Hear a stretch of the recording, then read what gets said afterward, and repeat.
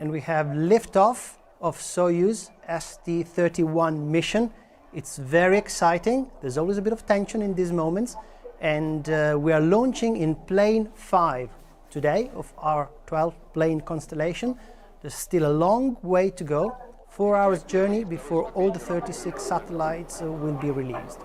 Right now, the boosters are doing all the heavy work, and they're pushing us against Earth's gravity, and they will burn their propellant in just under 2 minutes. Vincent, can you briefly explain how you're getting telemetry from the rocket? Yes, Maurizio, indeed we are getting information from the teams in the CVI. So in French, CVI means Control Visuel Immédiat. So this operational team is tracking the launcher and receives the telemetry data from the launcher. So the team can consequently confirm when major events during the flight have occurred. The booster separation will occur in just less than 2 minutes. We're looking forward to receiving confirmation of the jetson of the boosters shortly. That will happen after they've burned all their propellant. So we'll not need them anymore, and this is all part of the plan of shedding weight that is not needed. Vincent, when do we have the maximum acceleration levels throughout the ascent phase? Yes, so we have the maximum acceleration level at the end of the booster phase, so that is to say at the end of the first stage flight phase. So the first stage of the launcher consists in 4 boosters around the central core, so 45 tons each, and each powered by an early 107A engine, so producing a total thrust of 340 tons at liftoff. So their job is to get the launcher away from the Earth. So we have the confirmation, yes, of the correct separation of the booster. Yeah. Thank you, Vincent, and we've also seen it live from the camera on board of the Soyuz. So our 36 satellites are sitting at the top of the Soyuz launcher inside the fairing that is protecting them in these initial phases of the ascent. Vincent, tell us more about the purpose of the fairing and confirm separation when you're able to. Yeah, a few words about the fairing that has several jobs. So most notably, it's protecting the satellites, of course, from the severe conditions of the launch and the atmosphere. So there is the acoustic vibration at liftoff and also friction when the launcher is flying through the dense part of the atmosphere, so at a very high speed. So at the present altitude, there is no more atmosphere, so then no need to maintain the fairing on the launcher to protect the satellite. So the launcher is then liberated from any dead weight. And when the fairing is jettisoned, this is also the first time that we see our satellites. The satellites are attached to a central dispenser in a configuration that resembles a corn kernel. The satellites themselves look like a truncated pyramid. That's the configuration that maximizes the number of satellites inside the fairing itself. You are able to spot 2 dishes. Those are the gateway antennas that communicate with the ground stations, while what looks like a fanned-out deck of cards is the user link antenna, that part of the satellite that communicates with the user terminal.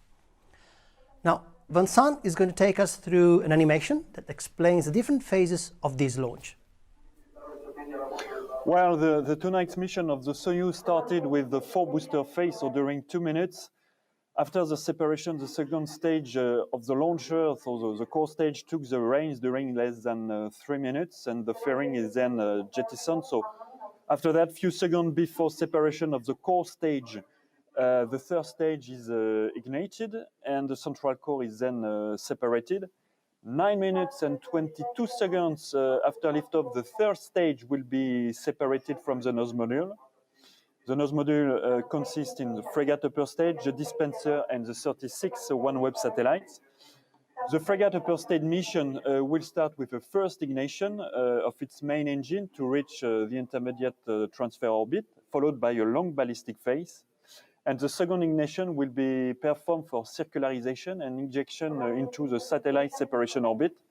So the satellite release sequence will start with first the separation of the 4 satellites integrated on the top conical part of the dispenser, and then a successive separation of the 36 satellites integrated on the cylindrical part of the dispenser from the top row to the bottom row, 4 satellites at once. So as illustrated on the 3D animation, it means that 9 separation events are necessary for the complete release of the 36 satellites.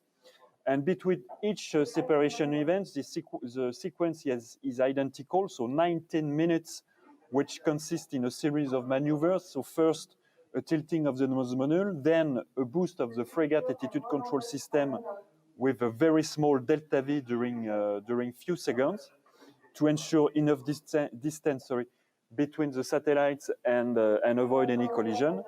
Then a new tilting of the nose module to the required orientation for the satellite separation.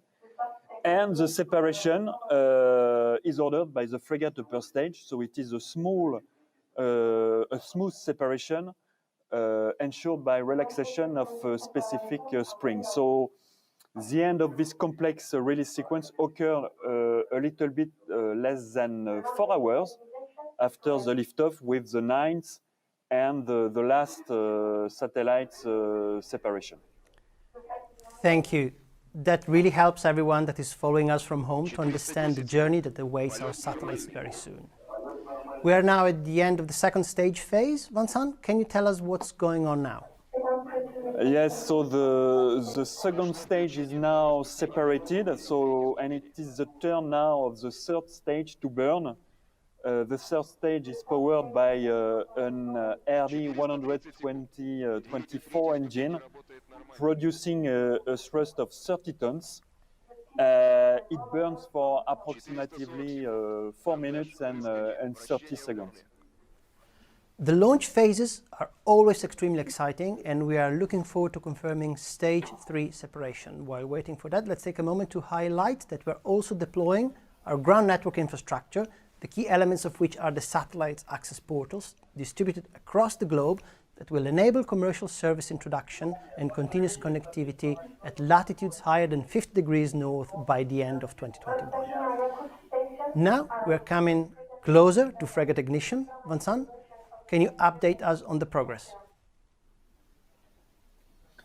Well, the third stage is now separated, so and the frigate upper stage is now getting ready to switch on its main engine.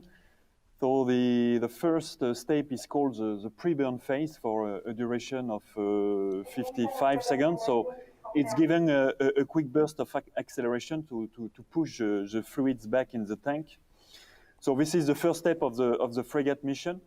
And this first ignition enables to inject the nose module into an intermediate transfer orbit, so an elliptical orbit, and the duration of this boost is just over 5 minutes. So we will be able to confirm, yes, we can confirm now that the successful ignition of the frigate upper stage. That's fantastic news. Thank you very much. Well, the next phase of the journey is about to start. The frigate is really the smartest part of the rocket with its own brain, and it will execute a series of separations. This is similar to a school bus drop-off, as it will release 4 satellites per stop. And note that as our celestial bus has only 1 gear, and as after each drop-off it becomes lighter, the frigate will have to fire its engine for a shorter period of time after each separation. Once the satellites are released, the onboard computer wakes them up, and the team at the Satellite Operations Center takes control of the newborn babies. As we are in the process of deploying another pillar of OneWeb's network, we have also launched our first OneWeb Innovation Challenge, aiming at identifying new ideas to promote and nurture innovation in space. We are inviting industrial and engineering partners, academia and research professionals across any sector to present proposals to innovate a new generation of satellites. So do check out our website for more information about the OneWeb Innovation Challenge 2021. I'd like to thank Vincent for being with us today and taking us through the key phases of OneWeb Launch 6. Thank you to all of the colleagues at OneWeb for making this possible, and thanks to those of you watching from home. We've enjoyed witnessing together another exciting moment of OneWeb history.